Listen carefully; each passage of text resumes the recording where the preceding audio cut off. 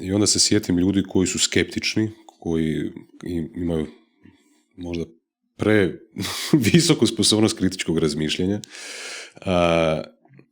Zapravo tu govorim o konceptu te vjere ili uvjerenja da je nešto. Jako puno ljudi neke, pogotovo takve stvari, vrlo brzo odbaci. Koliko je uopće onda taj koncept, ili ne znam kako bih to nazvao, taj pojam vjere bitan kod takvih nekih stvari? Pa vjera je najbitnija. Jer ako odbacite, morate vjerovati u ono što mislite i radite de facto. Jel tako? Jer ako ne vjerujete, onda apsolutno nema smisla. Ne možeš se tome posvetiti. Ako bi radio sve te stvari, recimo meditacija, tehnike vizualizacije, i dođe znanstvenik kao što ste vi, kaže da je to znanstveno, ima podlogu, ima bazu, da postoje istraživanja i tako dalje, i osoba da radi to svaki dan, te aktivnosti, i ne vjeruje tome, u odnosu na osobu koja vjeruje, neće imati iste rezultate. Neće, jer naša vjera je, znači, ne možete, ako ne vjerujete u to, onda i to što vi govorite, ne govorite sa, kako sam rekao, povjerenjem nikakvim. To vam je onda farsa na neki način. Znači, treba vjerovati u to, jer vam se, ono što smo pričali, moraš biti konzistentan u tim svojim mislima, jer ako ti kao recimo misliš pozitivno, mišljaš si, onda ti ima pitanje kaj je to. To je glupost. I samo vam par puta se to na neki način prekine, taj način, već se zapravo ubedu, već slabiji rezultat, jel? Znači to povjerenje u sve i vjerovanje je zapravo jako bitno. Jako bitno. Zapravo kad smo se... Tu sam još samo htio reći. Pa znate da ima ljudi koji se iscijele grozne bolesti, tipa čak malignih bolesti, koji bez nekih velikih terapija, koji svojim snagom, kako kažu, snagom volje, snagom povjerenjem i različitim tim tehnikama čišćenja sebe u smislu loših misli, trauma iz djetinjstva, trauma ovih stresova i tako dalje, one na kraju se iscijele, a mnogi nažalost ne. A isto kao sa željom pribjegnu tome, ali očito nisu na neki način, nemaju to povjerenje i onda ne uspiju. Ne znam da li ste ikad čuli za autoricu koja se zove Carol Dweck, koja je napisala knjigu Mindset. Ona je zapravo u toj knjizi spominjala 2 vrste mindseta, kako ga ona razlučila i razdijelila na fiksirani i onaj razvojni, kao fixed and growth mindset. To zapravo se sad nadovezuje na ovo o čem smo pričali, vjeru, recimo. Može netko ko ima fiksirani mindset, će jako teško izaći iz te neke svoje zone komfora, ako nema tu sposobnost ili taj način razmišljanja da se osoba može promijeniti, može promijeniti svoj način razmišljanja, može promijeniti svoje uvjerenja, može promijeniti svoje stavove prema životu i tako dalje. Kako bi to komentirali uopće? Pa to je upravo to. Vi, znači, ovo o čemu sad mi pričamo, mi imamo ovakva emisija kao što je ovaj, će može mnogim ljudima reći, pa gle, stvarno istina je, dokazano je da je to moguće, jel? A neko će reći, ma kaj ove priče o gluposti.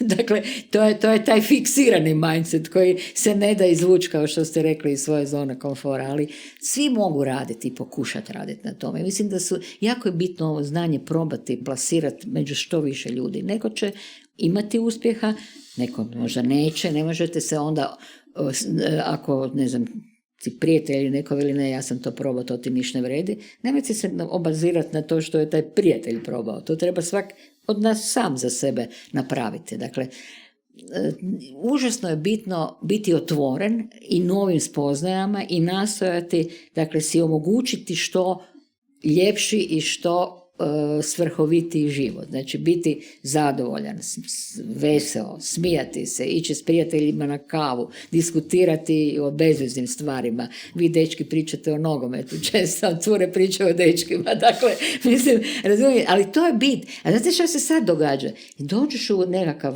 kafić, a ono svi kuckaju po mobitelima. Sede jedan kraj drugog i kuckaju. Pa mislim, to je jezivo. Ja se zgrozim kad to vidim. Ali sve više tog ima, nažalost. Znači, kao to Bože društvo, idu na kavu, onda svi vade mobiteli, ne znam kaj rade s tim mobitelima, umjesto da razgovaraju između sebe. Znači, komunikacija je ta koja omogućuje i dugovječnost i ljepotu življenja, da jedni od drugih učimo, da se volimo, da se pomažemo, mislim, to je bit stvari, da se smijemo, mislim, Ali mislim, naravno i sportske aktivnosti su jako bitne i to je isto jedno od tih druženja koje je strašno važno i mislim sve, de facto cijeli život se sastoji, mi smo socijalna bića. Sad je zadnjih godina, to mi kolege koji se baš posebno psihijatrijom bave, kažu da je evo neki novi entitet su sad se pojavio koji se zove loneliness, znači osamljenost.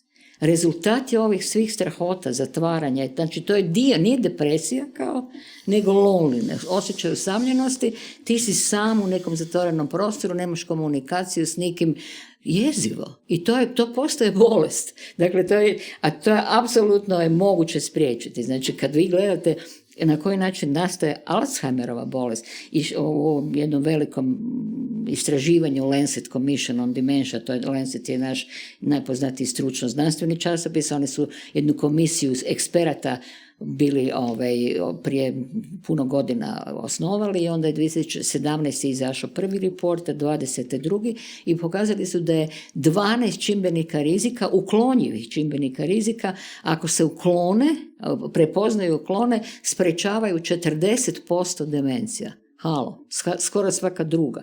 A to su vam jednostavne stvari, recimo izmjeriti tlak, ne biti debeo, biti u socijalnim kontaktima, redovito vježbati, ne pušiti, kaj još ima tih, pa isto neka paziti na prehranu, alkoholna pića, ne previše, edukacija u mladosti je nedostatna, isto rizik, znači, dakle, nevjerojatno jednostavno da tako kažem. I isto tako za moždani udar se dokazalo da je, znači, 90% moždanih udara, to onog burna od moždanih udara se dogodi zbog uklonjivih čimbenika rizika. Tlak, šećer, srce, masnoće, dakle, mislim, nevjerovatne priče.